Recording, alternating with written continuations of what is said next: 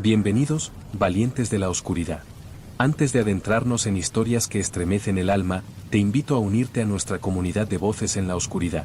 Suscríbete al canal y activa la campanita para no perderte ninguna narración aterradora. Prepárate, la penumbra aguarda.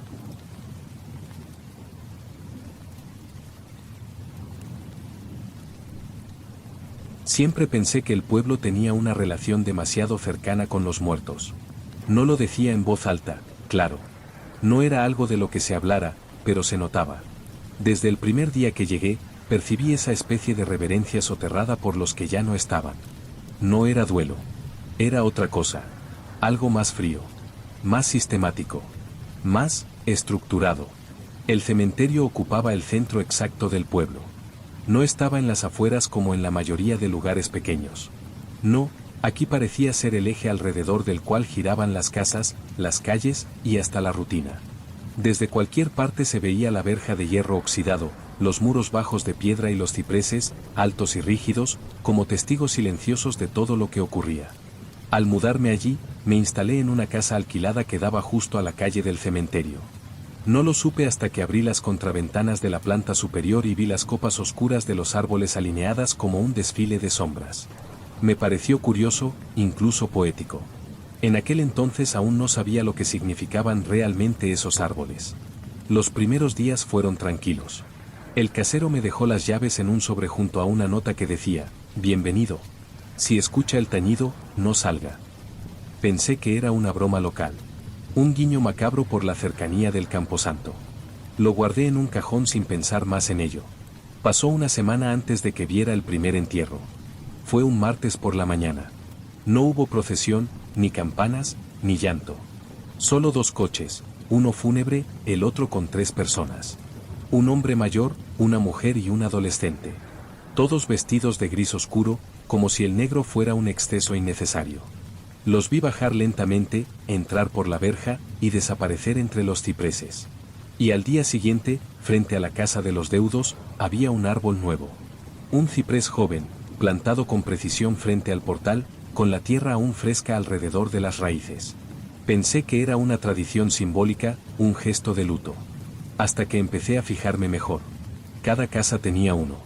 Frente a algunas había ejemplares enormes, retorcidos, que llevaban décadas creciendo. Frente a otras, árboles más jóvenes, más esbeltos. Solo 1 o 2 casas carecían de ellos por completo. Una de esas casas era la mía. Lo mencioné casualmente a la dueña del colmado, un día que compraba pan. Ella dejó de contar las monedas, me miró un segundo más de la cuenta y murmuró que ya plantaría uno cuando fuera el momento. No pregunté más. Las noches eran especialmente silenciosas. Solo el viento entre los árboles, y a veces, un sonido apagado que venía de alguna parte lejana. Como campanas, pero amortiguadas, como si vinieran desde muy abajo, desde el subsuelo. Me recordé la nota del casero. El tañido. Pasó un mes antes de que ocurriera algo fuera de lo común. Una noche, mientras cenaba junto a la ventana, vi una figura cruzar la calle. No era un vecino. No era nadie del pueblo. No caminaba, se desplazaba lentamente, como flotando a un palmo del suelo, cubierto con un abrigo largo, desgastado. No levantó la cabeza. No giró. Solo se detuvo frente a una de las casas. Una que no tenía ciprés. Se quedó allí mucho tiempo, hasta que desapareció. Al día siguiente, un árbol nuevo había sido plantado frente a esa casa. Y nadie más habló del tema. Desde aquella noche, empecé a observar el cementerio con más atención. No era paranoia, al menos no en un principio.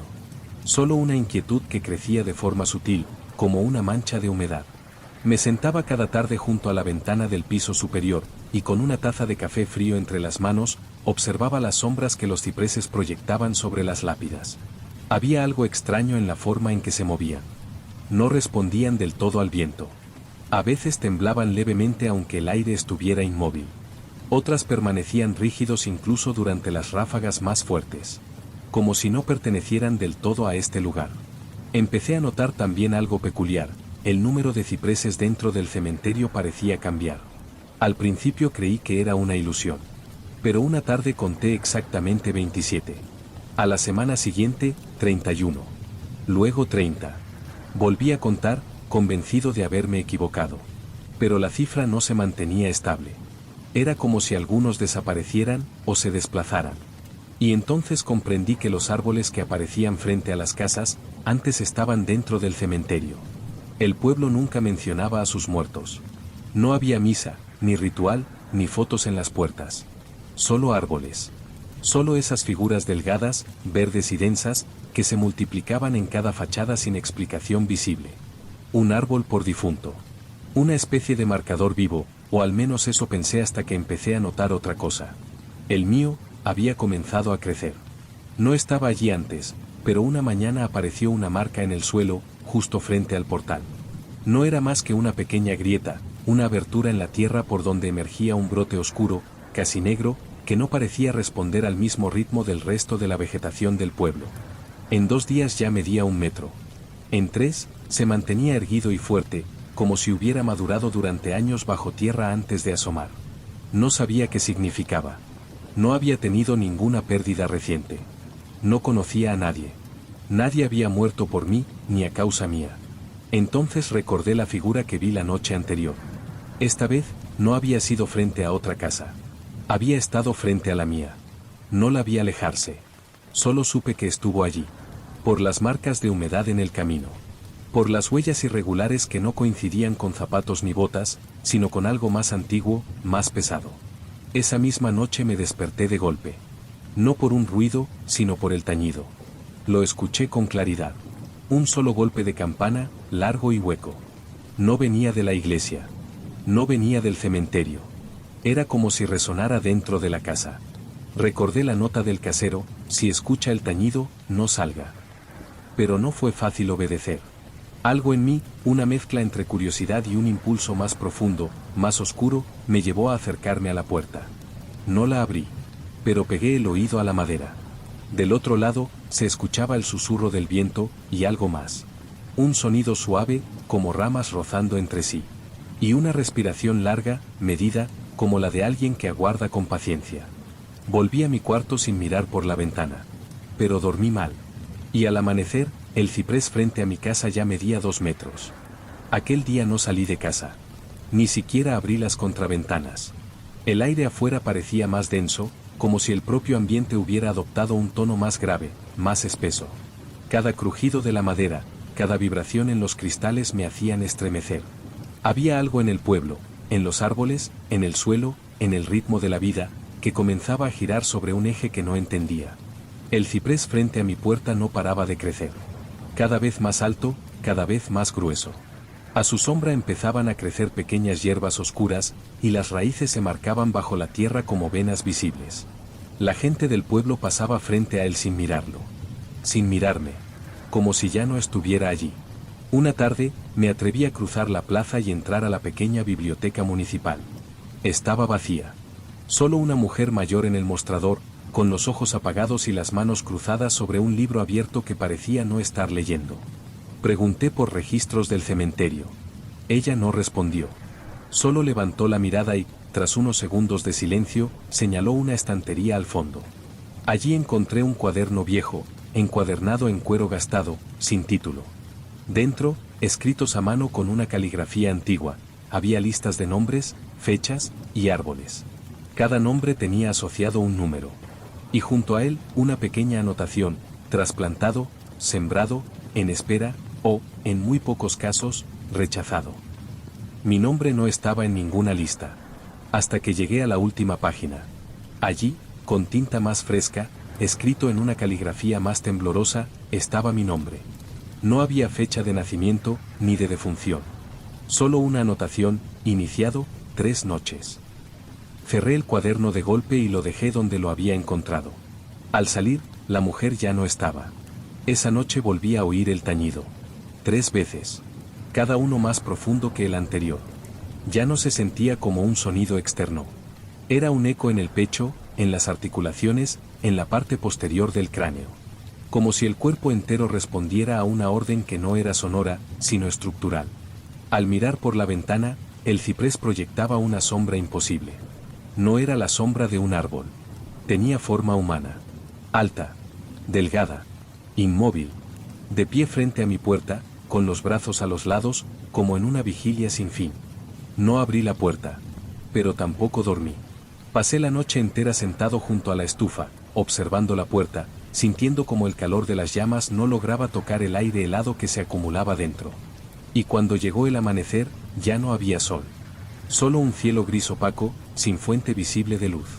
Y la sombra seguía allí. Amaneció sin luz. El reloj marcaba las 8, pero el cielo era el mismo que a medianoche. Una penumbra espesa cubría el pueblo, como si una nube inmóvil se hubiera instalado sobre nosotros. No caía lluvia, ni nieve. No soplaba viento. Solo ese gris pesado, sin matices, que parecía haber borrado toda distancia. El ciprés frente a mi casa ya tocaba el segundo piso. Sus ramas se habían endurecido, como brazos torcidos. Su sombra seguía quieta. No oscilaba. No respondía al paso del tiempo. Era como si se hubiera anclado a otra dimensión más densa. Esa mañana nadie salió a la calle. Lo sé porque miré durante horas, sin apartarme de la ventana. Ni un paso. Ni una voz. Ni siquiera una cortina movida. Como si el pueblo se hubiese vaciado. O como si todos supieran algo que yo no. Me atreví, finalmente, a salir. La puerta ya no estaba cerrada. Solo entornada. Como si alguien la hubiese abierto en silencio mientras yo dormía. O mientras fingía dormir. El aire afuera no tenía temperatura. Caminé hasta el árbol. La sombra seguía en el mismo lugar, exactamente en el mismo ángulo, aunque el día avanzaba. Me acerqué al tronco. Había algo tallado allí, justo a la altura de los ojos. Un nombre. El mío. Grabado con precisión. No rascado. No arañado. Esculpido. Retrocedí instintivamente, tropezando con mis propios pasos. Al mirar hacia el cementerio, noté lo que ya temía, faltaba un ciprés. Y el hueco en la tierra desde donde habría sido trasplantado parecía reciente. Húmedo. Como una herida aún abierta. Volví a casa. No había nada que empacar. No tenía a dónde ir. Las luces no encendían. El agua no corría. Pero no sentía hambre, ni frío. Como si la casa hubiese comenzado a transformarse junto a mí. Ya no era un lugar. Era un espacio en suspensión, como el pueblo entero. Esa noche no esperé el tañido. Lo sentí antes de escucharlo. El cuerpo me lo anunció, un temblor en el estómago, un hormigueo en la base de la nuca, una presión leve detrás de los ojos. Y entonces sonó. 1, 2, 3, 4 golpes. El cuarto tañido no retumbó en el aire. Se quedó dentro. La sombra cruzó el umbral sin tocar la puerta. No caminaba. No flotaba. Simplemente pasaba. Como si la estructura del mundo no fuera un impedimento para su existencia. Se detuvo frente a mí. No tenía rostro. Ni ropa. Pero era más real que cualquier cosa que hubiera visto antes. Más antigua. Más presente. Y me habló, sin palabras. No escuché una voz. Escuché un recuerdo. Uno que no era mío. Un eco de algo que había ocurrido siglos atrás, en otro pueblo, bajo otros nombres. Una promesa hecha por quienes habían decidido plantar los primeros árboles, sellar los primeros pactos. Una promesa de custodia. De silencio. De permanencia. Una vez plantado el ciprés, no hay vuelta atrás. No es señal de muerte. Es señal de relevo. Y yo ya había sido elegido. La sombra se disolvió lentamente, y con ella, el aire pareció aflojar su tensión. Me acerqué a la puerta. Afuera, las luces del pueblo parpadeaban por primera vez en días. Y en cada casa, una figura se asomaba por la ventana. No con miedo. Con aceptación. Yo también me asomé. Frente a la mía, el ciprés estaba completo. Maduro. Anclado. Y su sombra ya no era una figura de pie. Era la mía.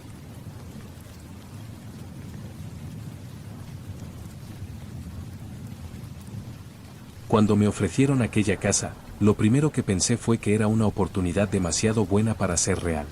El alquiler era irrisorio, la ubicación, aunque apartada, era tranquila, y el contrato apenas tenía condiciones.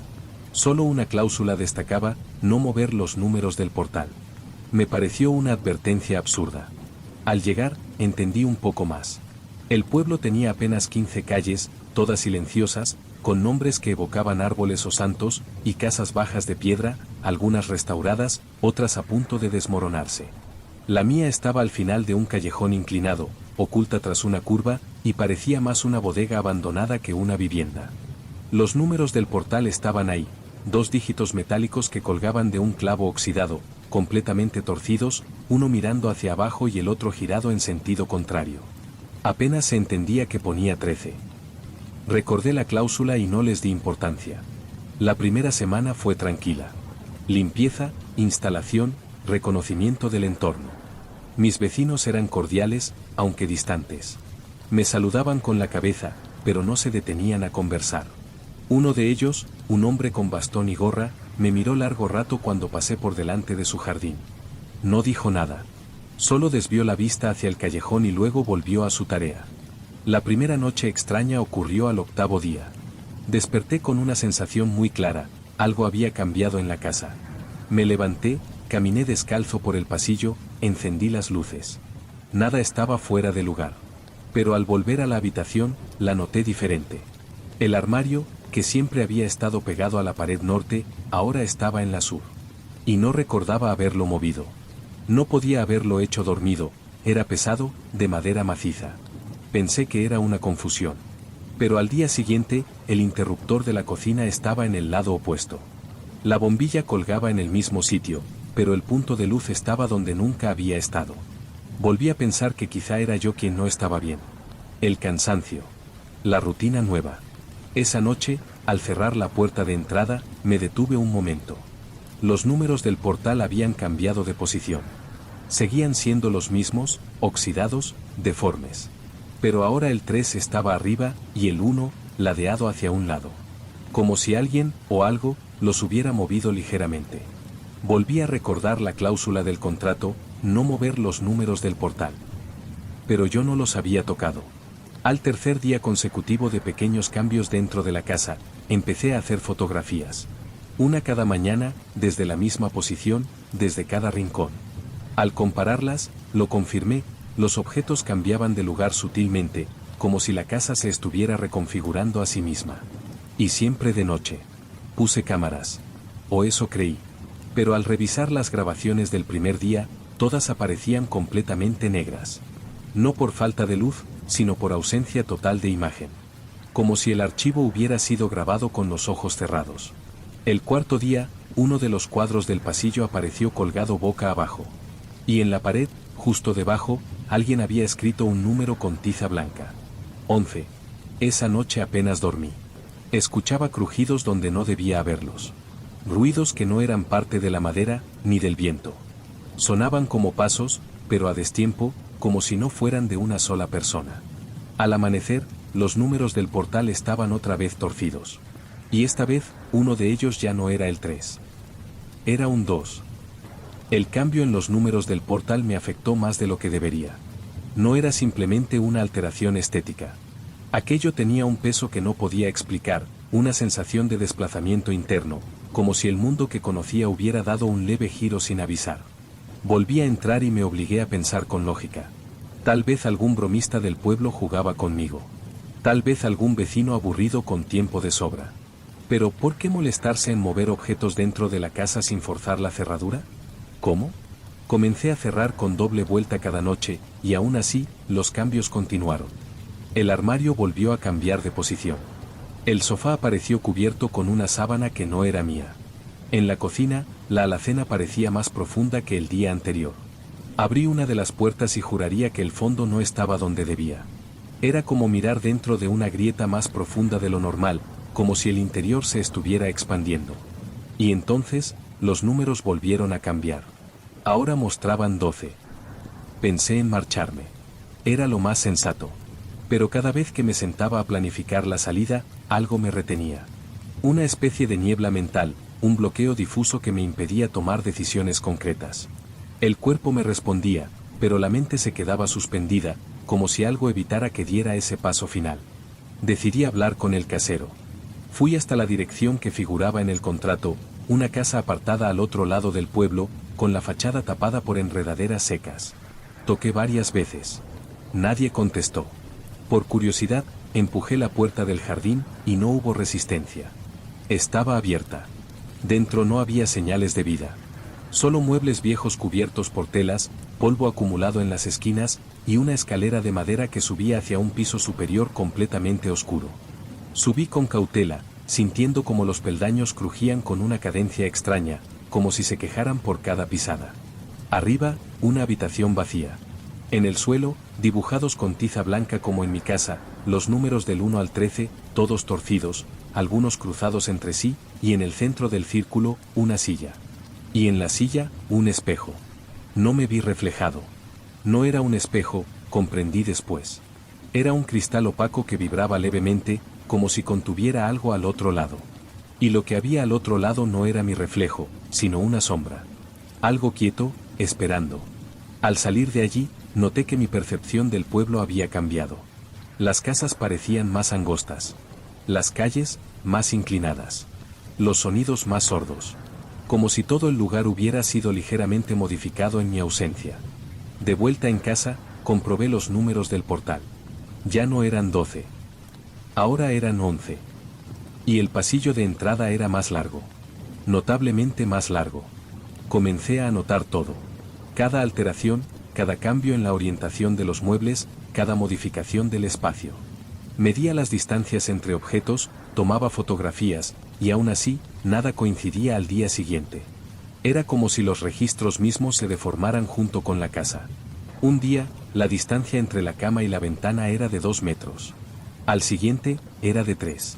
Al otro, volvía a ser la original, pero la ventana ya no estaba orientada al este, sino al norte. Y cada cambio venía acompañado de una alteración en los números del portal. 10, 9, 8. Era una cuenta atrás. Lo comprendí demasiado tarde. Una regresión sutil, un proceso de reducción, no solo de los números, sino de mí. Comencé a perder recuerdos. Pequeños al principio, donde había guardado las llaves, si ya había comido, el día de la semana. Pero luego, cosas más importantes. El nombre de mi madre. La razón por la que había venido al pueblo. Incluso el sonido de mi propia voz me resultaba ajeno. Una noche, encendí la lámpara del pasillo y vi que había 2 puertas donde antes solo había una. Abrí la primera, la del baño, y estaba donde debía. Pero la segunda, llevaba a una habitación que no existía antes. Era un cuarto sin ventanas, con un suelo cubierto de tierra seca. Y en medio de esa tierra, una lápida. No tenía nombre. Solo un número tallado con rudeza, 7. No entré.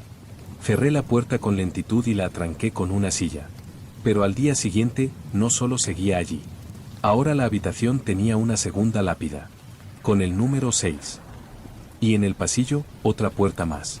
Cada noche, la casa se expandía, deformándose con una lógica que ya no me parecía absurda, sino ritual. Un crecimiento inverso, menos número en el portal, más espacio dentro. Una paradoja imposible. Cuanto más decrecían los dígitos, más grande era la casa. Y más difuso me sentía yo. Una mañana no recordé mi nombre. Solo una letra me venía a la mente, sin contexto. Una letra sin significado. Empecé a tener sueños extraños. No eran pesadillas, sino sensaciones de desplazamiento. Como si flotara por un laberinto de habitaciones iguales, en las que todas las puertas llevaban a la misma sala, y en el centro siempre había una silla vacía. La misma que vi en la casa del casero. Y siempre, en algún rincón, un espejo vibrando, cubierto de polvo. Me despertaba con el cuerpo helado. Y los números cambiaban de nuevo. 5, 4. Una tarde, al abrir la puerta, vi que no daba a la calle, sino al callejón del otro extremo del pueblo. Cerré de golpe. Volví a abrir. Ahora daba a la cocina. La casa ya no estaba en un lugar fijo. Ni yo tampoco. Y esa noche, al revisar las paredes, encontré un retrato que no era mío. Un rostro borroso. Pero tenía mi misma expresión. El penúltimo número apareció una noche sin sonido, sin crujidos, sin avisos. 2. No estaba preparado. Nadie lo estaría. No por el número, sino por lo que ocurrió esa misma madrugada. A las 3:14, desperté con los ojos secos, la boca llena de polvo. Sentía la garganta rasposa, como si hubiera inhalado cenizas. La habitación estaba vacía. No como antes, no por desplazamientos de objetos. Esta vez estaba vacía de sentido. El espacio parecía mal encajado, como si hubiera sido ensamblado con prisas, mal copiado de otra habitación. El suelo era el mismo, pero no respondía al tacto igual. Caminaba sobre él y no sentía peso. Las paredes estaban allí, pero parecían más delgadas. La lámpara colgaba del techo, pero no proyectaba sombra. Bajé al recibidor. Allí, frente a la puerta, el número del portal se había reducido a uno solo, uno ya no estaba torcido. No colgaba. Estaba firmemente clavado en el centro, como un clavo en el pecho. Ese mismo día, cada habitación de la casa tenía una puerta nueva. Una de ellas se abría al pasillo de un hospital. Otra a un vagón de tren vacío. Otra a una calle del pueblo, pero del pueblo tal como lo vi el primer día, en pleno sol, con las casas limpias, los niños jugando y mi figura bajando del coche, repitiendo los mismos gestos. Era como si la casa estuviera desplegando todos los lugares en los que existí. Y al fondo del pasillo, la última puerta. Estaba cerrada. La empujé sin fuerza. Se abrió con facilidad. Y al otro lado, el cuarto más pequeño que había visto nunca. Sin ventanas. Sin muebles. Solo una silla y una caja de madera. Sobre la caja, el último número, 0. Comprendí entonces que la cuenta atrás no era una advertencia. Era una transición. Me senté en la silla, sin oponer resistencia. Algo dentro de mí ya lo sabía. El proceso no era castigo, ni juego. Era una sustitución. La casa no era una estructura. Era un recipiente. Y cuando la cuenta regresiva terminaba, alguien más podía entrar. Esa fue la última noche que estuve allí, al menos en el sentido humano de la palabra. No sentí dolor. Ni terror. Solo una especie de deslizamiento. Como cuando uno se deja caer por una pendiente húmeda, sin poder detenerse. No volví a despertar. Pero la casa sí. Y cuando el siguiente inquilino llegó semanas después, encontró el número del portal torcido de nuevo. Solo uno. 13.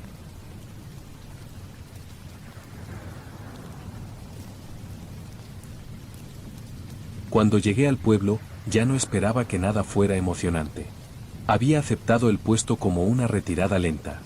Después de la ciudad, el ruido, la velocidad, me parecía lógico refugiarme en un sitio donde el reloj caminara más despacio. El trabajo no era demandante, mantener en pie una pequeña librería polvorienta que, según el ayuntamiento, era parte del patrimonio local. Nadie la visitaba. No había clientes. Solo libros viejos y aire rancio. Lo que me llamó la atención desde el primer día fue que no tenía puerta de entrada. Solo un umbral abierto que daba directamente a la calle. Ni marco, ni bisagras, ni cerradura. Solo un vano de piedra y una cortina gruesa de tela oscura colgando desde lo alto. Durante el día, la brisa la agitaba con desgana. Por la noche, no parecía moverse. Lo pregunté en la oficina municipal. Dijeron que así era desde siempre. Que nadie recordaba haberla visto con puerta, ni cerrada. Que nunca hubo robos. Ni necesidad de cerradura. Me pareció una respuesta poco útil, pero decidí no insistir. La primera semana transcurrió en una calma que bordeaba el letargo. Leía, organizaba, tomaba nota de los títulos que estaban demasiado deteriorados, y barría el polvo que caía en forma de capas densas, como si la librería respirara tierra. El techo crujía a ciertas horas. Las paredes tenían manchas oscuras en las esquinas. Pero nada fuera de lo esperable en un lugar tan antiguo. Hasta que comencé a notar los libros. No sus títulos, sino su contenido. Uno de ellos, por ejemplo, titulado Diálogos Interiores, contenía descripciones detalladas de una conversación que había tenido conmigo mismo la noche anterior. Pensé que era coincidencia o un truco de mi mente cansada. Pero el segundo libro ya no dejó espacio para dudas. Se llamaba El visitante, y en sus páginas describía mi llegada al pueblo, el momento en que me bajaba del autobús, el peso de la maleta, el pensamiento fugaz que me cruzó al ver el cartel con el nombre del lugar. Cada detalle era exacto. Busqué el libro en el registro de catálogo. No existía. Tampoco estaba editado. No tenía código, ni fecha, ni nombre de autor. Solo aparecía, como si siempre hubiera estado allí. Desde entonces, comencé a revisar al azar los libros más polvorientos, los que nunca habría abierto. Uno hablaba de una conversación entre dos vecinos a la que no había asistido, pero que luego confirmé como real. Otro describía una tormenta que ocurrió al día siguiente de haberlo leído. Otro, más delgado, relataba un sueño que tuve con exactitud aterradora. La librería no parecía contener libros comunes. Era como si estuviera viva. O como si funcionara como una especie de espejo narrativo, registrando hechos, pensamientos, sueños, antes incluso de que ocurrieran o sin necesidad de que fueran compartidos. Y entonces encontré un libro más delgado que todos los demás, encajado entre dos diccionarios. Se titulaba simplemente El final. Solo tenía una página escrita. Y en ella, una frase. El lector ya está adentro. Guardé el libro de inmediato. Lo metí en el cajón del escritorio, lo cubrí con papeles, y traté de seguir con la jornada como si no hubiera leído esa frase. Pero era imposible. El lector ya está adentro. ¿Adentro de qué? ¿De la librería? ¿De algo más grande? ¿O era solo una forma metafórica de decir que había cruzado un umbral sin retorno? Esa noche, soñé con pasillos de estanterías que no terminaban nunca. No había techo. No había suelo. Solo libros flotando, suspendidos en una oscuridad profunda, como estrellas sin luz. Y en cada estantería, títulos que me eran familiares, nombres de personas que conocía, calles que había recorrido, recuerdos que creía olvidados. Desperté empapado en sudor, sin poder sacudirme la sensación de haber estado realmente allí. A la mañana siguiente, fui directo al cajón. El libro El final ya no estaba. En su lugar, había otro. Mismo tamaño, misma encuadernación, pero sin título. Lo abrí con manos temblorosas. Dentro, páginas en blanco, excepto por una línea al final. Ahora conoce el mecanismo. La librería me estaba leyendo. O reescribiendo. No sabía cuál de las dos cosas era más inquietante. Los días siguientes fueron una espiral de incertidumbre. Algunos libros desaparecían y otros nuevos tomaban su lugar. Uno de ellos, Los que no leen, describía con tono neutral los destinos de los habitantes del pueblo.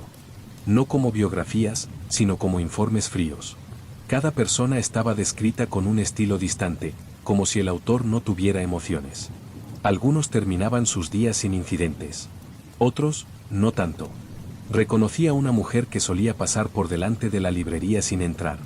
El libro mencionaba su nombre, su costumbre de cruzar la calle en diagonal, el paraguas rojo que siempre llevaba, y como un día, simplemente, dejó de aparecer.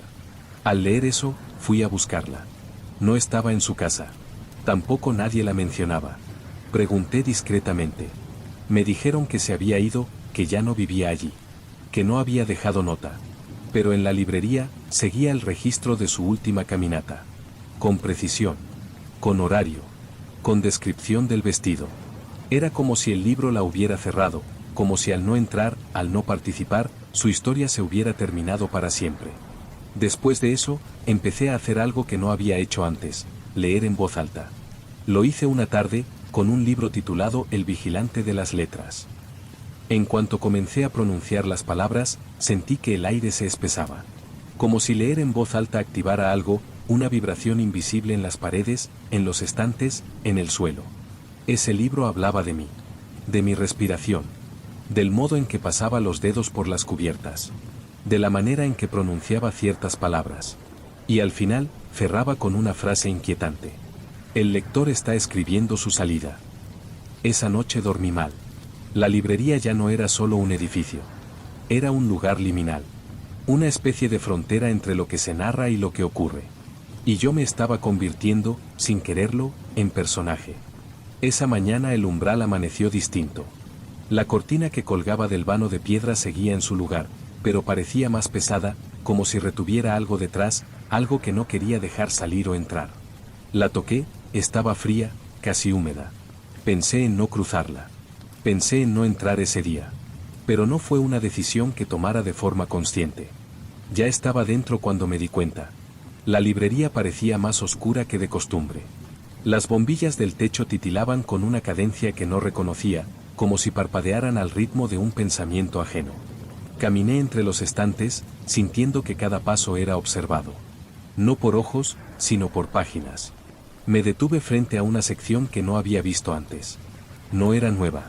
Estaba allí, oculta entre dos estanterías antiguas, como si hubiera emergido esa noche.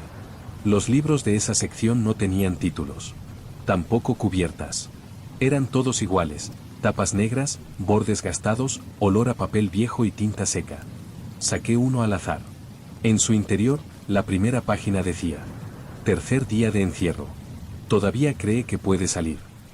Las manos me temblaron. Avancé por las páginas. Cada una describía mis movimientos del día anterior con un detalle preciso, el modo en que me rasqué la ceja mientras ordenaba los libros, el leve bostezo al mediodía, la taza de café fría olvidada sobre el escritorio. La última página decía: cuando lea esta línea, mirará hacia el umbral. Y entonces sabrá. No quería mirar. Pero lo hice. El umbral seguía allí. La cortina inmóvil. Pero detrás, ya no estaba la calle. No la que conocía. Era una extensión negra, sin forma, sin cielo, como si el exterior hubiera sido borrado. Corrí hacia ella. Crucé. Y al hacerlo, sentí que algo me atravesaba, como una membrana invisible, suave y gélida. Del otro lado, no había viento, ni sonido. Solo esa quietud perfecta que no pertenece al mundo real. Me giré. Ya no estaba en la calle. La librería estaba allí, completa, pero no detrás del umbral. Estaba alrededor.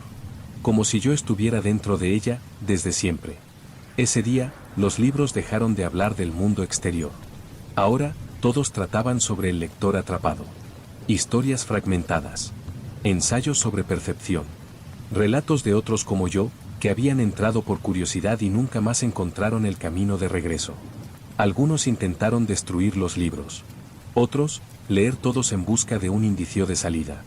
Otros simplemente se sentaron a escribir, esperando ser devueltos al papel, convertirse en algo menos consciente. Empecé a entender entonces la naturaleza del lugar. La librería no estaba en el pueblo. El pueblo estaba dentro de la librería. Y yo también. La idea de que el pueblo entero estuviera contenido dentro de la librería no me pareció absurda. Al contrario, empezó a encajar. Las calles desiertas, los rostros repetidos, la sensación de que todo era una escenografía bien cuidada. Las casas estaban siempre cerradas, las ventanas opacas. Nadie parecía tener memoria de antes. Solo una rutina tenue, girando sobre sí misma. La librería era el centro. Pero no como edificio, sino como mecanismo. Un corazón que latía despacio, imprimiendo historias en hojas antes de que los hechos ocurrieran. O escribiéndolos para que ocurrieran. Empecé a notar que, al tocar ciertos libros, podía alterar su contenido. Solo un poco. Cambiar una palabra. Intercambiar un nombre. Reescribí una página y al día siguiente, un vecino olvidó su dirección. En otro volumen cambié una fecha, y la iglesia del pueblo apareció con una grieta en su campanario, como si el tiempo se hubiese desajustado. Era un poder mínimo, pero real. Lo usé con cautela, al principio. Pero era adictivo. Modifiqué pasajes sobre mí mismo. Borrosamente, quise probar si podía borrar mi encierro, retroceder la historia. No funcionó. Un día encontré un libro más antiguo que todos los demás. Tenía la cubierta de piel seca, cosida a mano. Su título, el primero que leyó. Dentro, un relato distinto. Más denso. Narraba la historia de un lector que entró a una librería sin buscar nada. Se dejó llevar por los estantes y encontró un volumen que hablaba de él. Decía que, al final de su lectura, quedaría atrapado. Que no había salida. Porque el lector no era alguien. Era el combustible. El libro terminaba con una frase. Uno debe quedarse para que otro pueda salir. Cerré el volumen, el corazón en la garganta. Esa noche, al volver al escritorio, encontré un nuevo libro. Pequeño. Sin nombre. Solo una línea en la primera página. El siguiente ha cruzado el umbral. Entendí entonces. La librería no era una trampa. Era un ciclo. Siempre alguien entra. Siempre alguien lee. Y para que eso ocurra, alguien debe permanecer. Al día siguiente, ordené los libros como siempre. Limpié el polvo. Apunté en el registro los nuevos títulos. Cuando levanté la vista, el umbral tenía otra forma. Más alto. Más delgado. Como si se hubiera abierto para alguien más. Lo vi entrar, una chica joven, curiosa. Saludó. Preguntó si podía mirar. Dije que sí. Me pidió una recomendación. Le di un libro al azar. El lector ya está adentro. Y supe, sin tristeza, que era libre. Porque ella había leído la primera línea. Y yo, por fin, me convertía en parte del papel.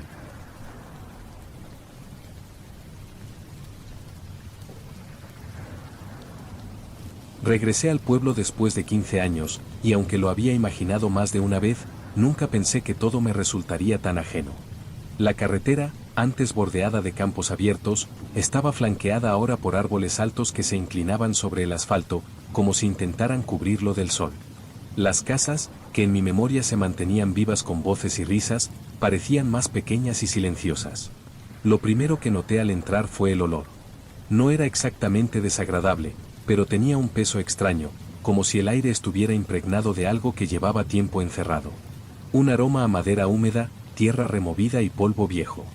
No había venido por casualidad. Mi madre me había pedido que revisara unos papeles y unas fotos antiguas que aún quedaban en la casa familiar antes de ponerla a la venta. Ella, como casi todos, había abandonado el pueblo cuando la fábrica cerró. Yo no había vuelto desde entonces. Caminé por las calles empedradas hasta que, sin pensarlo demasiado, desvié mis pasos hacia la esquina donde estaba la vieja casa de los Estrada. No era un lugar cualquiera para mí. Allí, de niño, había pasado incontables tardes jugando con mis amigos, explorando rincones, inventando historias. Pero lo que vi al llegar me dejó quieto en medio de la calle. La casa seguía en pie, pero algo en ella había cambiado de forma radical. No tenía ventanas. Ninguna. Ni cristales, ni marcos, ni siquiera huecos tapiados con madera. Era como si alguien hubiera decidido borrar cualquier contacto con el exterior, sellando incluso las pequeñas rendijas de ventilación. Las paredes estaban lisas, sin interrupciones, cubiertas por una capa uniforme de cemento gris. La puerta principal seguía en su lugar, pero parecía más pesada, más baja, como si hubiera cedido un poco hacia adentro. Lo más perturbador era que, pese a su aspecto clausurado, había señales de que alguien se ocupaba de ella. La fachada estaba limpia, sin enredaderas ni grafitis, y el umbral parecía barrido. Me quedé mirándola largo rato, recordando la ventana del ático donde solíamos escondernos, y cómo la cortina blanca se agitaba cuando subía la brisa. Ahora solo había un muro liso, indiferente a cualquier viento. Seguí mi camino, pero aquella imagen se me quedó grabada. Incluso mientras revisaba las cajas de fotos en la casa de mi madre, una parte de mí pensaba en volver allí. Y lo hice. Esa noche, después de cenar, caminé hasta la calle de los Estrada. El pueblo estaba en silencio, roto apenas por el crujido de mis pasos sobre la grava. Cuando doblé la esquina, la vi otra vez, oscura y hermética como una tumba de pie. Entonces lo escuché. Al principio pensé que sería mi imaginación, un leve golpeteo, como si algo cayera dentro de la casa. Luego vino otro, y otro, hasta que el sonido se volvió más claro. Pasos. Pasos lentos, pesados, que cruzaban de un lado a otro del interior. Me quedé quieto, conteniendo la respiración. Aquella casa no tenía ventanas ni forma de ver dentro, pero podía jurar que algo se movía allí, como si conociera cada rincón, igual que yo lo había hecho años atrás. Me quedé frente a aquella fachada muda, con la sensación de que los pasos eran conscientes de mi presencia. No eran erráticos ni apresurados, había en ellos un ritmo casi meticuloso, como si quien caminara dentro estuviera repasando un trayecto conocido de memoria. Me incliné hacia la puerta. No había rendijas, ni siquiera un buzón. El marco parecía sellado con una capa de cemento que lo unía a la pared, aunque la madera, extrañamente, se veía reciente, como si hubiera sido cambiada. Un escalofrío me recorrió la espalda y di un paso atrás. Sentí que si permanecía allí más tiempo, algo terminaría por acercarse al otro lado de la puerta. No sé por qué lo pensé así, pero fue una certeza inmediata.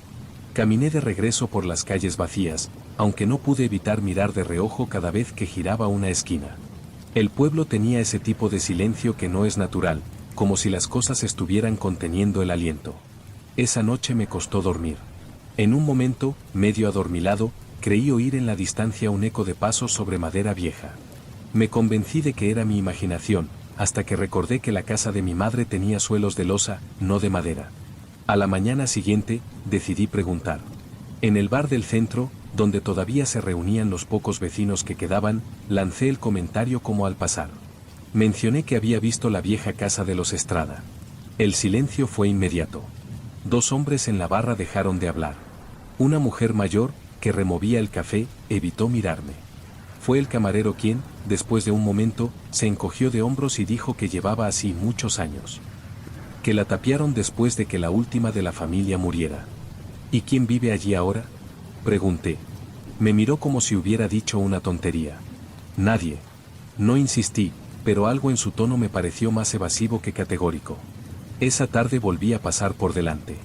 El sol, bajo y anaranjado, proyectaba una sombra larga de la casa sobre la calle, alargándose como una lengua oscura. Y entonces vi algo que me dejó helado, en el borde inferior de la puerta, allí donde el cemento parecía más seco y agrietado, había una línea fina de polvo, como si alguien hubiera barrido desde dentro hacia afuera. Me incliné para mirar mejor. El polvo era gris, casi ceniciento, pero en medio había motas más oscuras, diminutos fragmentos de madera vieja. No sé qué me impulsó, pero esa noche regresé una vez más. Esta vez me quedé al otro lado de la calle, observando. Pasó más de una hora sin que ocurriera nada, hasta que, poco después de medianoche, los pasos comenzaron otra vez. Esta vez eran más rápidos, subiendo y bajando como si recorrieran una escalera. Después, un golpe seco. Y silencio. Iba a marcharme cuando lo vi, en la parte superior de la puerta, justo donde el cemento se unía a la madera, algo se movió. Una línea delgada, negra, como una rendija que se abría lentamente. Y de ella salió un hilo de aire frío, tan intenso que lo sentí desde donde estaba. Me marché casi corriendo.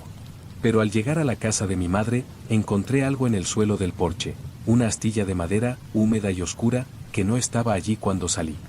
A la mañana siguiente, la astilla seguía allí. La examiné con más calma, era gruesa, irregular, y estaba impregnada de un olor penetrante a humedad rancia, como si hubiera estado años bajo tierra.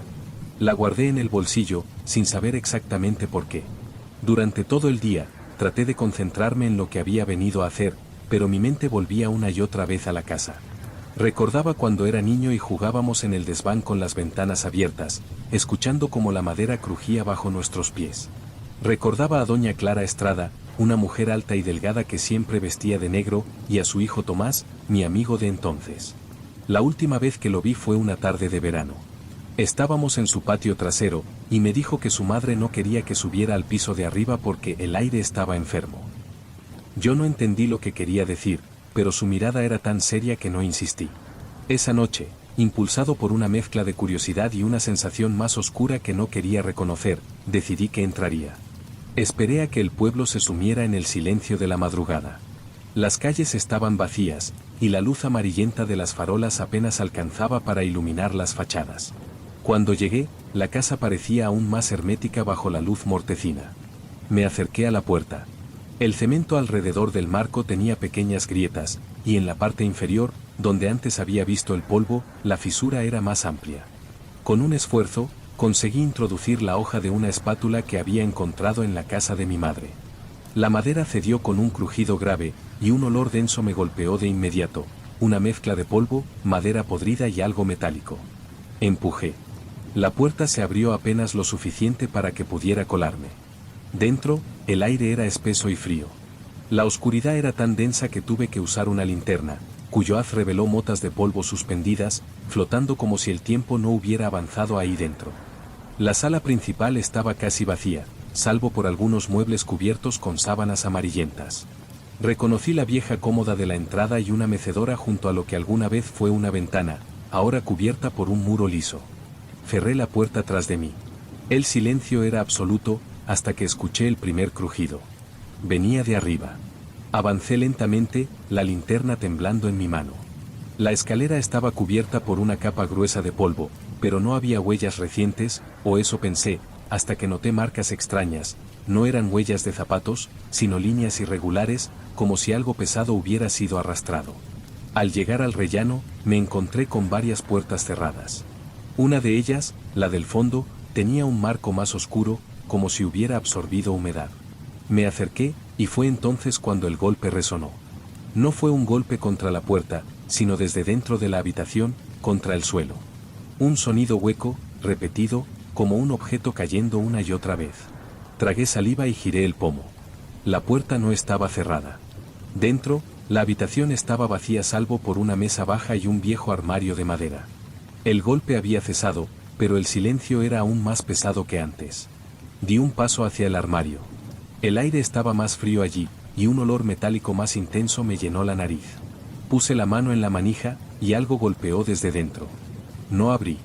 Retrocedí, el corazón acelerado, y en ese momento la linterna parpadeó. En el instante en que la luz volvió, vi que la puerta del armario estaba entreabierta, y dentro, en la oscuridad, algo se movía. La rendija del armario parecía respirar. No había otra forma de describirlo, el aire salía y entraba en oleadas suaves, como si detrás hubiera un pecho invisible latiendo en la oscuridad. Mi mano tembló mientras sostenía la linterna. El haz de luz se metió en la abertura y, por un segundo, creí ver algo parecido a un rostro, pero no era humano. Era pálido, sin ojos, con una piel fina como papel viejo, tensada sobre huesos afilados. Entonces la linterna parpadeó y la imagen se deshizo en sombras. No sé de dónde saqué valor, pero cerré la puerta de un empujón y retrocedí. En ese instante, el suelo bajo mis pies crujió con fuerza, como si algo pesado se moviera debajo de las tablas. Escapé al pasillo y corrí escaleras abajo, pero el aire de la casa había cambiado. El frío era más intenso, desde todos los rincones, comenzó a escucharse el mismo sonido que me había llevado allí, pasos. No eran de una sola persona. Eran muchos, como si toda la familia Estrada estuviera caminando a mi alrededor, invisibles, atravesando las paredes y el suelo, rodeándome sin acercarse lo suficiente para tocarme, todavía. Llegué a la puerta y tiré de ella con todas mis fuerzas. Al abrirla, una ráfaga de aire húmedo y nocturno me golpeó, rompiendo esa densidad sofocante. Crucé el umbral y me giré para cerrarla, pero algo llamó mi atención. En el interior, junto a la mecedora cubierta por la sábana, había una figura de pie. Alta, delgada, vestida de negro. No se movía, pero su rostro, si es que lo tenía, estaba inclinado hacia mí. Cerré y corrí calle abajo, sin mirar atrás. Al llegar a la casa de mi madre, me dejé caer en el sofá, temblando. Tardé horas en dormirme, y cuando por fin lo hice, soñé con el ático de la casa Estrada, abierto, con cortinas blancas agitándose. Soñé con Tomás, de pie en la ventana, diciéndome que no subiera porque el aire estaba enfermo. Al amanecer, una idea me atravesó como un cuchillo. No había contado las ventanas en mi sueño, pero sí recordaba que, detrás de Tomás, no había cielo. Solo un muro gris, liso, idéntico al que cubría ahora toda la casa. Y anoche, al volver del sueño, juraría que los pasos no se habían detenido. Parecía que ahora venían desde el interior de mi propia casa.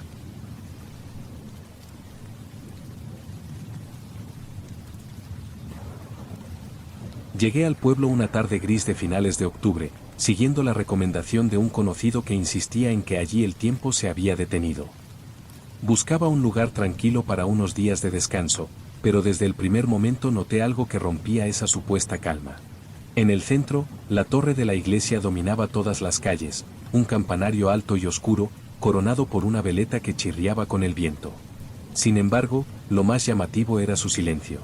Ningún tañido, ni siquiera el eco distante de una campana probando su voz. Pregunté en la posada por el motivo. El dueño, un hombre mayor de rostro curtido, simplemente dijo que las campanas no sonaban desde antes de que yo naciera y cambió de tema. La curiosidad me llevó a recorrer las calles empedradas.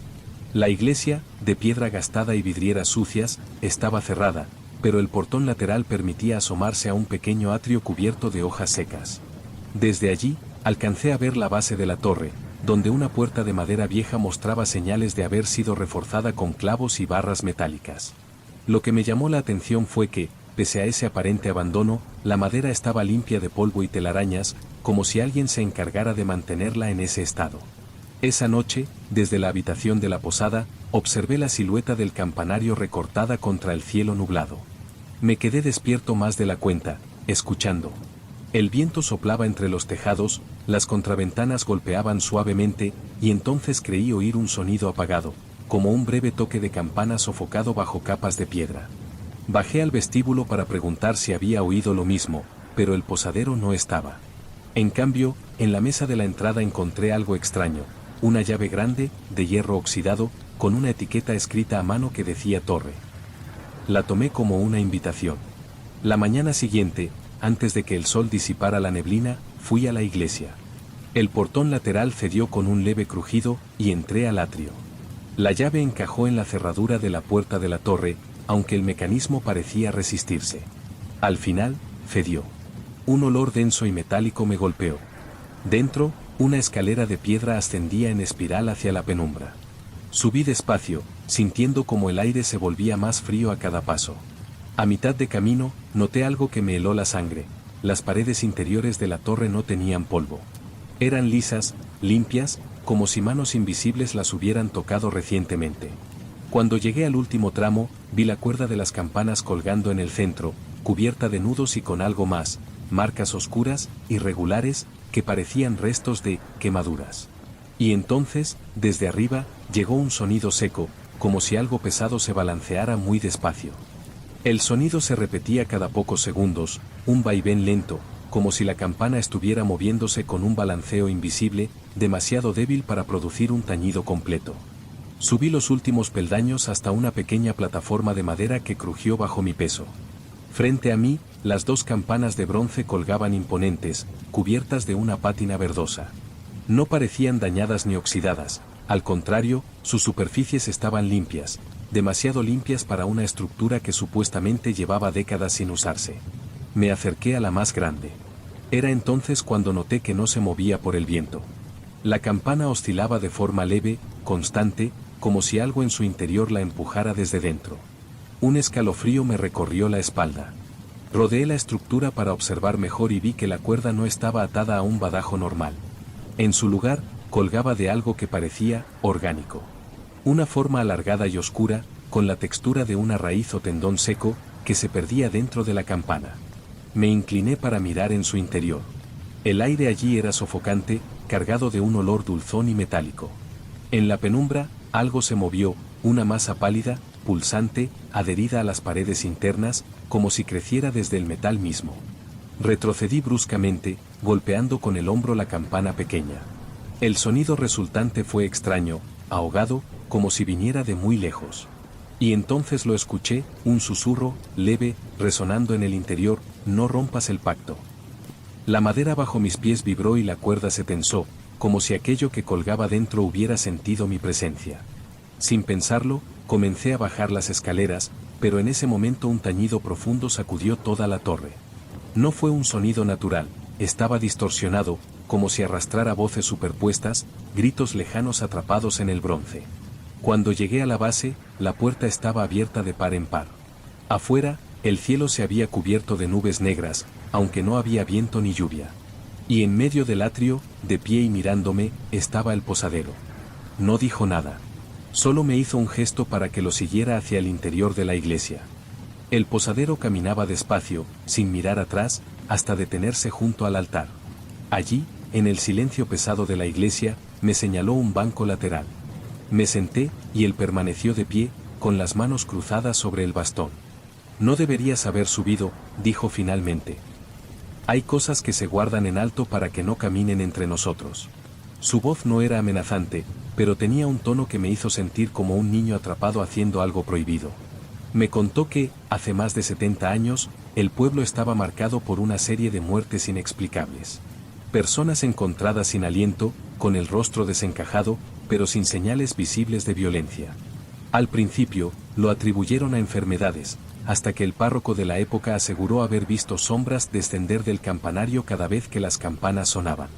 Se decidió entonces sellar el acceso y atar las campanas con aquello que él llamó la raíz del silencio, una cuerda hecha de fibras vegetales y algo más, algo que no debía nombrarse. El pacto era sencillo, continuó: mientras las campanas no llamaran, las sombras no vendrían. Y a cambio, el pueblo viviría en paz. Le pregunté por qué entonces la cuerda parecía viva. Él evitó mi mirada. La raíz no se marchita. Se alimenta. Y lo que escuchaste no es viento ni eco, es hambre. Me explicó que, cada cierto tiempo, alguien debía subir a la torre, no para tocar las campanas, sino para calmar aquello que habitaba en su interior. No quiso decir cómo lo hacían, pero su mirada se oscureció al mencionar que pronto tocaría otra vez. Sentí un impulso irracional de irme del pueblo de inmediato, pero había algo en su relato que me mantenía anclado. Pregunté por qué me había dejado encontrar la llave. Su respuesta fue simple: porque la torre ya sabe tu nombre. En ese instante, un sonido hueco retumbó desde lo alto, como un golpe seco contra el bronce, y la cuerda de la campana más grande se tensó con tal fuerza que la madera del campanario crujió. Es demasiado pronto, susurró el posadero, y comenzó a caminar hacia la torre. El posadero subió las escaleras de la torre con una agilidad impropia de su edad, y yo, sin saber muy bien por qué, lo seguí. El aire se volvía más pesado a cada peldaño, y un zumbido grave, casi imperceptible, vibraba en las paredes. Al llegar a lo alto, las campanas se mecían en un vaivén lento, pero esta vez el sonido no estaba ahogado. Era un murmullo bajo, continuo, como un coro de voces pronunciando palabras que no lograba comprender. El posadero me hizo un gesto para que no hablara. Se acercó a la campana mayor y tiró de la cuerda.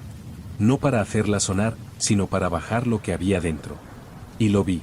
De la campana emergió la misma masa pálida que había vislumbrado antes, una forma viscosa, cubierta de surcos y pliegues que latían como un corazón vivo.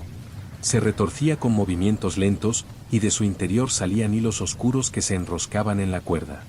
El posadero sacó de su bolsillo un pequeño paquete envuelto en tela negra. Lo abrió, revelando un trozo de carne cruda, brillante bajo la luz mortecina. Sin vacilar, lo lanzó hacia la abertura de la campana. La masa lo atrapó con rapidez, absorbiéndolo hasta que no quedó rastro. El murmullo cesó. «Ya está tranquila, por ahora», dijo el posadero, limpiándose las manos. «Pero entiende algo, si las campanas suenan, no será porque alguien las toque. Será porque tiene hambre, y no hemos alimentado a tiempo». Me miró con una calma que me inquietó más que todo lo anterior. «El pacto se mantiene mientras haya quien suba la ofrenda. Y ahora, muchacho, ya sabes subir». No recuerdo cómo bajé de la torre ni cómo regresé a la posada. Solo sé que esa noche no dormí. Cada vez que cerraba los ojos, sentía la vibración del bronce y escuchaba un eco lejano, como si mi nombre se repitiera dentro de un metal hueco. A la mañana siguiente, empaqué para irme. Pero cuando pedí el coche en la plaza, el posadero se acercó y me entregó algo envuelto en una tela negra. Pesaba poco, pero al tacto era blando, tibio. «Para cuando vuelva a llamarte», dijo, y se alejó sin esperar respuesta. Esa noche, a más de 100 kilómetros del pueblo, mientras intentaba dormir en un motel de carretera, creí escuchar, muy lejos, el sonido de una campana. No era un repique claro, sino un golpe lento, hueco, como si estuviera resonando bajo el agua, pero juraría que cada tañido decía mi nombre.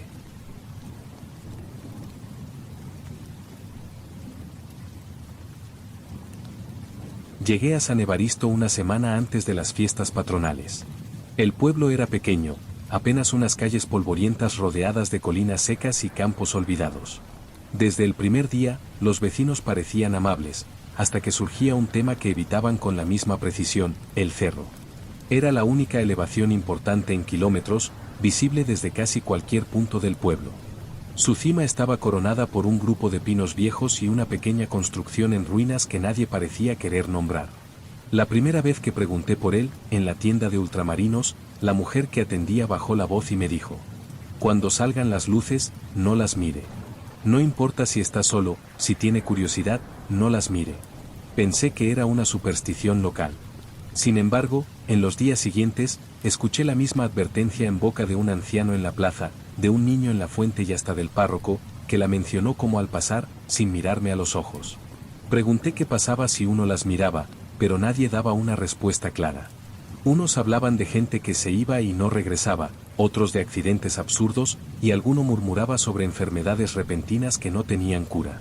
La noche en que todo comenzó, el aire estaba inusualmente frío. Me asomé al balcón de la casa rural donde me hospedaba y vi que varios vecinos salían a cerrar postigos y meter animales al corral. Al principio pensé que era por el clima, hasta que noté que todos, sin excepción, evitaban mirar hacia el cerro. Fue entonces cuando las vi. Al principio, pensé que eran relámpagos distantes, pero no había tormenta. Eran destellos blancos y azulados que se encendían y apagaban en la cima, moviéndose como si algo, o alguien, caminara con linternas potentes entre los árboles. A veces se unían en un círculo perfecto, otras se dispersaban y se reunían de nuevo, como si jugaran. Recordé la advertencia. Podría haberme apartado, cerrar las cortinas, fingir que no había visto nada. Pero algo en ese patrón hipnótico me hizo quedarme allí, observando. Las luces se movieron más rápido, casi frenéticas, y de pronto una de ellas se detuvo, apuntando directamente hacia mi balcón. La intensidad era tal que tuve que cubrirme los ojos con la mano, pero antes de apartarme, vi algo imposible: la luz no tenía fuente. No había linterna, ni figura humana, ni vehículo. Solo flotaba en el aire, inmóvil, como un ojo que me observaba. En ese momento, los perros del pueblo comenzaron a aullar al unísono. Me retiré del balcón, cerré las cortinas y apagué las luces, pero mi corazón latía con una fuerza dolorosa. Pensé que todo acabaría ahí, que quizá había sido una alucinación por cansancio. Pero minutos después, alguien golpeó suavemente la ventana de mi habitación, desde el lado que daba al cerro. El golpe en la ventana se repitió, esta vez más fuerte. No podía ver nada desde donde estaba, así que me acerqué con cuidado, separando apenas un extremo de la cortina. La calle estaba desierta. Sin embargo, a unos 20 metros, flotaba la misma luz que había visto en el cerro. No iluminaba el suelo ni las paredes, pero su resplandor blanco y frío parecía recortarlo todo a su alrededor, como si el resto del mundo quedara en penumbra. La luz no parpadeaba. Tampoco se movía. Solo estaba allí, esperándome. Cerré la cortina de golpe y retrocedí, intentando convencerme de que no había nada que temer. Sin embargo, al apagar la lámpara para intentar dormir, la habitación quedó completamente oscura, excepto por un halo blanquecino que se filtraba por los bordes de la ventana. Pasé la noche en vela. Y cuando al fin llegó la mañana, descubrí algo que me hizo sentir aún peor. En el cristal de la ventana, apenas perceptibles, había huellas circulares, como si algo hubiera presionado allí desde fuera, no con dedos, sino con un objeto redondo, del tamaño exacto de esa luz. Al bajar a desayunar, noté que varios vecinos me observaban de reojo. En cuanto crucé la puerta de la posada, la dueña me interceptó. ¿Miraste anoche?, preguntó, sin saludo previo. No respondí. Ella no necesitaba confirmación. Si ya te vio, vendrá otra vez, dijo, apartándose y dejándome pasar.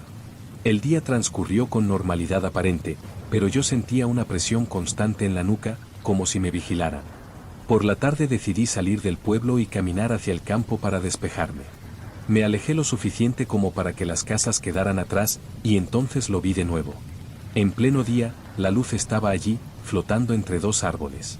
Su brillo era más tenue bajo el sol, pero seguía siendo antinatural, como una llama blanca suspendida. Y aunque el viento movía las ramas, la luz no se alteraba ni un milímetro. Cuando di un paso hacia atrás, la luz se movió hacia adelante, imitando mi ritmo. Otro paso atrás, y volvió a acercarse. Corrí. No recuerdo cuánto tiempo, pero cuando volví a ver las primeras casas, el corazón me latía como si fuera a romperse. Entré a la posada y cerré con llave. Esa noche, no esperé a que apareciera. Me quedé sentado en la cama, mirando la ventana cerrada. A medianoche, un resplandor comenzó a filtrarse por las rendijas, más intenso que la noche anterior. Esta vez no golpeó el cristal. Esta vez, la luz atravesó la ventana como si el vidrio no existiera. La luz atravesó el cristal sin romperlo ni dejar rastro, deslizándose hacia el interior como una niebla brillante. No tenía sombra ni foco, pero su presencia llenaba la habitación con un resplandor frío que me obligaba a entrecerrar los ojos. Quise moverme, pero mis músculos no respondieron. Era como si el aire se hubiera vuelto espeso, pegajoso, inmovilizando cada articulación. Solo podía respirar a través de un silbido breve y superficial, como si el pecho se me comprimiera. La luz comenzó a girar lentamente sobre sí misma, describiendo círculos en el aire. Cada vuelta dejaba tras de sí un rastro efímero, como si dibujara símbolos invisibles que se desvanecían al instante. Con cada giro, un sonido muy bajo se colaba en mi oído. No era un zumbido, sino una especie de canto lejano, compuesto de voces superpuestas que parecían hablar un idioma imposible. De repente, la luz se detuvo a escasos centímetros de mi rostro. Sentí un calor extraño, no como el de una lámpara o el sol, sino uno profundo, que parecía filtrarse a través de la piel y llegar hasta los huesos. Un calor que no reconfortaba, sino que desgastaba. En ese momento, la escuché. No fue un pensamiento propio ni un sonido externo, fue algo que se instaló directamente en mi mente. Ya me viste. Ahora vienes conmigo. Un espasmo involuntario me hizo caer de la cama. El contacto con el suelo rompió la parálisis y logré arrastrarme hacia la puerta, pero cuando giré la cerradura y la empujé, me encontré con algo imposible. El pasillo no estaba allí. ¿Dónde debía estar la salida?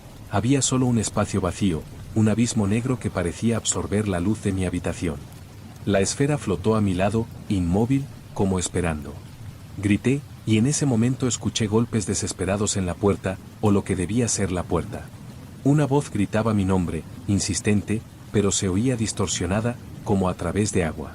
Entonces, el suelo comenzó a inclinarse, y la habitación entera pareció derrumbarse hacia la oscuridad. La luz descendió lentamente hacia el vacío, y sentí que una fuerza invisible tiraba de mí, arrastrándome hacia ese mismo destino. Luché por aferrarme a algo, y mis dedos encontraron el marco de la ventana. No sé cómo, pero conseguí impulsarme hacia afuera, cayendo pesadamente sobre el tejado inclinado de la posada. Al rodar hasta el suelo y levantarme, noté que el pueblo entero estaba a oscuras, como si la electricidad hubiera desaparecido. Y allí, en lo alto del cerro, las demás luces brillaban de forma caótica, como celebrando algo. Me quedé inmóvil en medio de la calle, jadeando, con el sabor metálico del miedo pegado a la lengua. Todo estaba en silencio. No había perros ladrando, ni pasos, ni voces. Ni siquiera el viento. Solo las luces en el cerro, girando y pulsando como un enjambre de faros flotantes. Quise pensar que había soñado, que mi mente estaba creando delirios a partir de supersticiones absurdas. Pero entonces lo noté, un cosquilleo, muy leve, en la palma de mi mano izquierda. Cuando la miré, la piel estaba cubierta por una fina capa de polvo brillante, del mismo tono blanquecino de la luz que me había seguido. Froté con fuerza para quitarlo, pero el resplandor no desapareció. Era como si emanara desde dentro de la piel.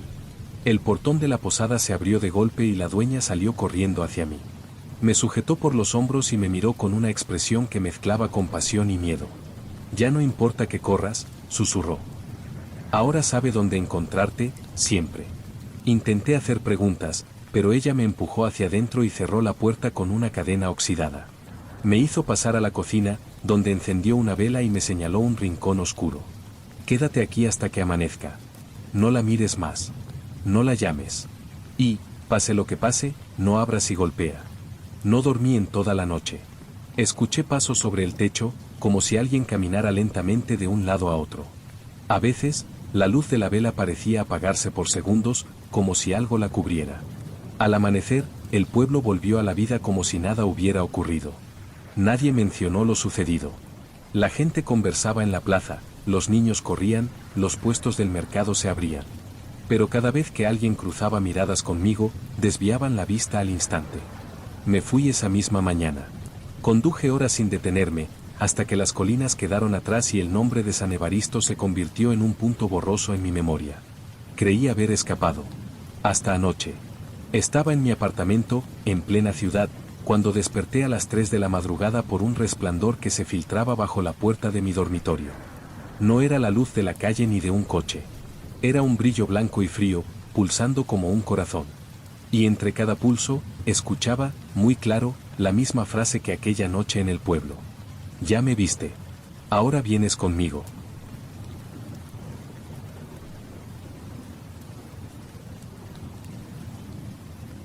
El tercer día que la niebla no se disipó, comprendí que algo estaba mal. Al principio, los vecinos de San Lázaro parecían tomarlo como un fenómeno pasajero, una bruma espesa que bajaba de los cerros y envolvía las calles desde el amanecer hasta bien entrada la tarde. Pero cuando la visibilidad no superaba los 2 metros ni siquiera a mediodía, comenzaron las primeras señales de inquietud. El mercado de la Plaza Mayor, normalmente bullicioso, se redujo a la mitad. Los niños dejaron de jugar fuera y las campanas de la iglesia, que marcaban las horas, permanecieron mudas. El aire estaba húmedo, con un olor terroso que se metía en la ropa y en los pulmones. La noche del segundo día, escuché pasos en la calle frente a mi alojamiento. No era raro oír transeúntes, pero había algo extraño. Los pasos eran lentos, arrastrados, y no se acompañaban de voces ni murmullos. Me asomé a la ventana y solo vi un muro de niebla blanca. El tercer día, la plaza amaneció cubierta de un silencio antinatural. Bajé temprano con la intención de comprar pan, pero apenas crucé el portal, vi que no era el único madrugador. Había figuras de pie, inmóviles, repartidas por la plaza. Al principio pensé que eran vecinos esperando a que abrieran las tiendas, pero algo no encajaba. Estaban demasiado quietos, como si no respiraran. La niebla las envolvía de tal manera que solo se distinguían sus siluetas negras contra el fondo blanquecino. Algunas parecían más altas de lo normal, con brazos desproporcionadamente largos, otras, encorvadas, como si cargaran un peso invisible. Me quedé observándolas, esperando algún gesto. Entonces una de ellas giró la cabeza en mi dirección. No vi su rostro, pero supe que me miraba. Di un paso atrás, y de inmediato, como si mi movimiento hubiera sido una señal, las demás figuras giraron lentamente para encararme. No avanzaron ni un centímetro, pero la tensión que emanaba de su inmovilidad me paralizó.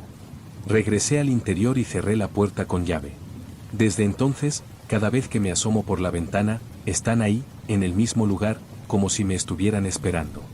La niebla sigue sin levantarse. Y la plaza mayor ya no parece un lugar del pueblo. A media mañana, volví a asomarme con cautela por la ventana. La niebla seguía igual de espesa, como si el pueblo entero estuviera atrapado dentro de una nube inmóvil. Las siluetas permanecían allí, pero no en la misma disposición que antes. La más alta, la que parecía tener brazos larguísimos, ya no estaba al otro lado de la plaza, ahora se encontraba justo frente a la fuente, más cerca de mi edificio.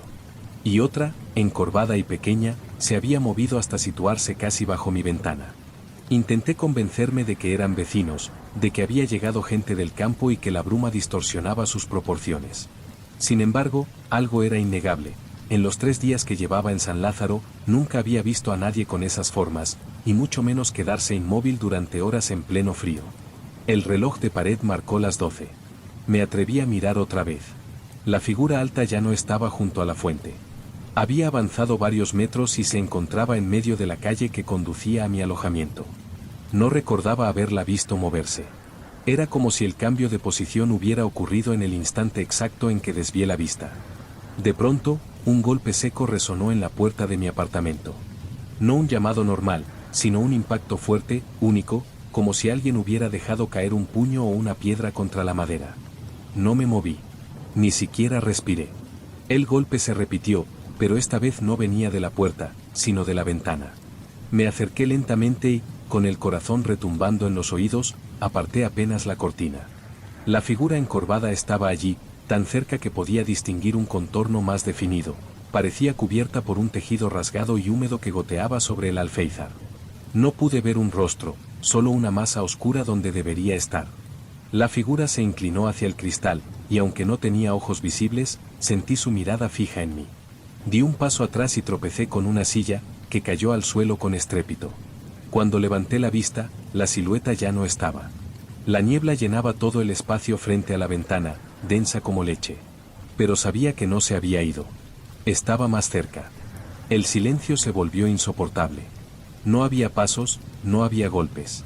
Ni siquiera el sonido distante de un pájaro o un perro. Solo mi respiración, demasiado rápida, y el pulso reventándome en las sienes. Entonces lo vi, una línea de niebla se filtraba por debajo de la puerta, como si tuviera vida propia. No era vapor disperso, sino una especie de hebra compacta que avanzaba despacio, extendiéndose sobre el suelo de madera.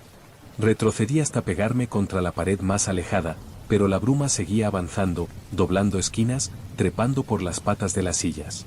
Y cuando la hebra se bifurcó y subió por la pared, comprendí que aquello no era un fenómeno natural. En ese momento escuché algo dentro del edificio, un golpe sordo, seguido de un arrastre pesado, como si alguien, o algo, estuviera moviéndose por el pasillo. El sonido venía desde las escaleras que llevaban a la entrada, pero no reconocí ningún patrón humano. Era irregular, pausado, y a veces se interrumpía con un chasquido seco, como el de una rama quebrándose. Me armé de valor y me acerqué a la mirilla de la puerta. Lo que vi me heló la sangre. Una de las figuras estaba allí, de pie, en el rellano, envuelta en la niebla que se colaba por todas partes. Era alta, más de 2 metros, y su cuello parecía girar demasiado, como si no tuviera límites óseos. No sé cuánto tiempo estuve mirando, pero de pronto, su cabeza se detuvo y apuntó directamente hacia la mirilla. Sentí un escalofrío recorrerme el cuerpo. No tenía ojos, pero sabía que me había visto. Di un salto hacia atrás justo cuando algo golpeó la puerta con tal fuerza que la madera crujió. El aire se volvió helado, y la niebla ya no entraba en hilos, se precipitaba en oleadas, llenando la sala hasta la altura de mis rodillas. No tuve tiempo de reaccionar antes de escuchar el crujido de la ventana abriéndose sola. La bruma se arremolinó, y en medio de ella, como emergiendo de un agua espesa, apareció la figura encorvada que había visto desde la plaza. Su silueta se deformaba con cada parpadeo de la luz, como si no fuera sólida del todo. Dio un paso hacia mí, y el sonido del arrastre volvió a escucharse, esta vez dentro de mi propia casa. La figura encorvada avanzó lentamente, su contorno temblando como si estuviera hecho de humo denso. El frío se intensificó, al punto de que cada exhalación se convirtió en una nube de vapor. La niebla ya me llegaba a la cintura. Sentí algo rozar mi pierna. Bajé la vista y vi manos. No una, sino varias, emergiendo del vapor, pálidas, alargadas, con dedos excesivamente finos, que se enredaban entre sí como raíces buscando la tierra. Tiraban de mí hacia abajo, como si el suelo se hubiera vuelto blando. La figura alta apareció entonces en el marco de la puerta, inclinando su cabeza anormalmente larga hasta que su rostro quedó a la altura del mío. No tenía rasgos definidos, solo una superficie lisa y oscura, pero en ella comenzaron a formarse hundimientos, como si algo se moviera bajo la piel. En ese instante, comprendí lo que estaba viendo. No eran personas, ni sombras. Eran fragmentos. Retazos de algo que se había quedado atrapado en la niebla, y que buscaba completarse. La voz que escuché no salió de ninguna boca. Era un murmullo dentro de mi cabeza, repetido por varias voces al unísono. Falta uno. Tú. Me resistí, tratando de zafarme de las manos que me sujetaban, pero cuanto más me movía, más me hundía. El suelo ya me llegaba a la cadera, convertido en una masa de niebla sólida que tiraba de mí hacia un lugar invisible. El último destello de la realidad que vi fue la ventana abierta, mostrando la plaza mayor. Afuera, decenas de figuras esperaban inmóviles entre la niebla, formando un círculo perfecto. Cuando la bruma me cubrió por completo, no hubo oscuridad, sino un blanco absoluto. Y en él, siluetas interminables moviéndose sin cesar, sin rostro, sin nombre, buscando. No sé cuánto tiempo pasó. Esta mañana, alguien nuevo llegó a San Lázaro. Lo vi desde la plaza, entre la niebla. Y me quedé quieto, junto a las demás figuras, esperando a que levantara la vista y me viera.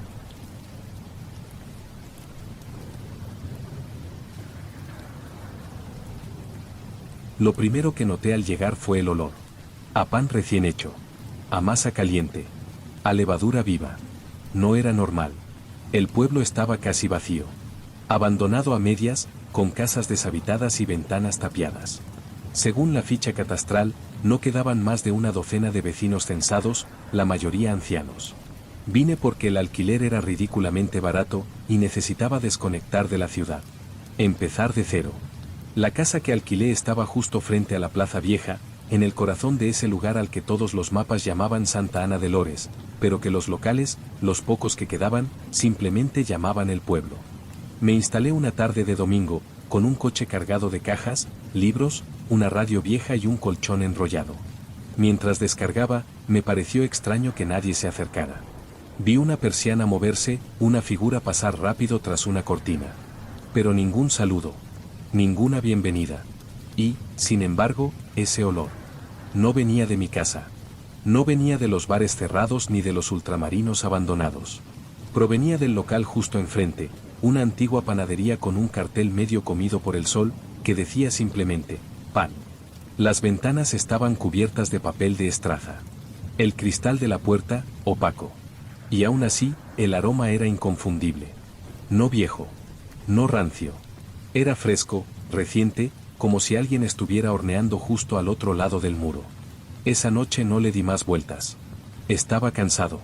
Pero antes de acostarme, salí un momento a la calle para tirar unas cajas. Fue entonces cuando vi algo que me heló la sangre. Una bolsa de pan, colgada cuidadosamente de la manilla de mi puerta. No había escuchado pasos. Ni golpes. Ni voces. La tomé con precaución. Dentro había una hogaza grande, aún tibia, envuelta en un paño blanco sin marcas. El olor me hizo salivar. No la toqué. La dejé sobre la encimera y me fui a dormir. Esa noche soñé con harina flotando en el aire. Con hornos encendidos en una oscuridad total.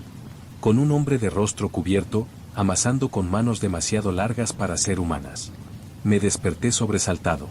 Eran las 3:06 de la madrugada. En la cocina, la hogaza seguía allí. Tibia todavía. No la comí. Al día siguiente, salí a explorar el pueblo. Las calles eran estrechas, irregulares, y se abrían en plazoletas donde los árboles habían crecido sin control. Algunas casas parecían haber sido abandonadas de golpe. Platos aún sobre las mesas. Sillas caídas. Persianas arrancadas. Encontré una pequeña tienda abierta. Una mujer de edad indescifrable me miró sin sonreír. Le pregunté por la panadería. Su respuesta fue un encogimiento de hombros, sin levantar la mirada. Insistí. Le dije que olía a pan recién hecho cada noche. Entonces me miró a los ojos. Y me dijo, con un tono neutro que me dejó helado, que allí no había panaderos desde hacía más de 30 años. Volví a casa con la bolsa aún en la encimera. No tenía moho. No se había endurecido. La corteza seguía suave. La abrí con un cuchillo y el interior seguía cálido. No olía mal. No parecía haber nada anómalo, y sin embargo, no podía tocarlo. Esa noche ocurrió otra vez. Justo antes de medianoche, salí a mirar por la ventana. La plaza estaba vacía. Silencio absoluto. Y, de pronto, como si se tratara de un teatro invisible, las luces del local de la panadería se encendieron. No luces eléctricas. Eran luces cálidas, parpadeantes. Como de horno de leña, como de faroles interiores. La puerta no se abrió. No vi a nadie. Pero el olor se intensificó. Casi me dobló el estómago. Tuve que cerrar la ventana de golpe. Volví a la cocina. Otra hogaza. Colocada exactamente en el mismo lugar. Mismo tamaño. Mismo paño. Y esta vez, había algo más. Un pequeño papel. Sin letra, solo un símbolo, una espiral dibujada a mano. No sé por qué, pero sentí que me habían advertido de algo. O peor aún, que me habían señalado. Guardé la segunda hogaza junto a la primera. No las tiré. No sé por qué. Quizás por respeto, quizás por miedo. Pero ahí se quedaron, en la despensa. Envueltas, intactas, como si esperaran algo. Esa noche no dormí. Me quedé en la sala, con las luces apagadas, observando la panadería desde la ventana. Esperé horas. La plaza parecía estática, detenida en un tiempo que no coincidía con el mío. Y, sin embargo, a las 3:07 exactas, ocurrió de nuevo. Un tenue resplandor surgió detrás del cristal opaco. Era distinto esta vez. No tan cálido. Más pálido. Como si la luz hubiera cambiado de color. Como si el horno estuviera encendido, pero su llama viniera de otro lugar. Algo que no era fuego. Me acerqué a la puerta. Escuché. No había pasos. Solo un sonido regular, húmedo, como de algo que golpea una superficie blanda. Como si alguien amasara sin ritmo, sin técnica. Solo, golpeando. Una y otra vez. Me alejé. Me atrincheré en mi habitación. Cerré con llave. Esa madrugada, soñé que alguien, o algo, me susurraba desde la cocina. Solo tienes que probarlo. El día siguiente amaneció con viento. Un viento áspero, lleno de polvo. Las ramas de los árboles parecían moverse como si buscaran a alguien. Bajé al pueblo por impulso, como si el encierro me quemara. Necesitaba hablar con alguien. Entender. Encontré a un hombre que se apoyaba en un bastón, sentado junto a una fuente seca. Parecía más lúcido que la mujer de la tienda. Le pregunté si conocía la historia de la panadería. Me dijo que sí. Me dijo que nadie hablaba de eso. Que era más viejo que los vecinos, más viejo que el asfalto, más viejo incluso que el pueblo. Me preguntó si había recibido pan.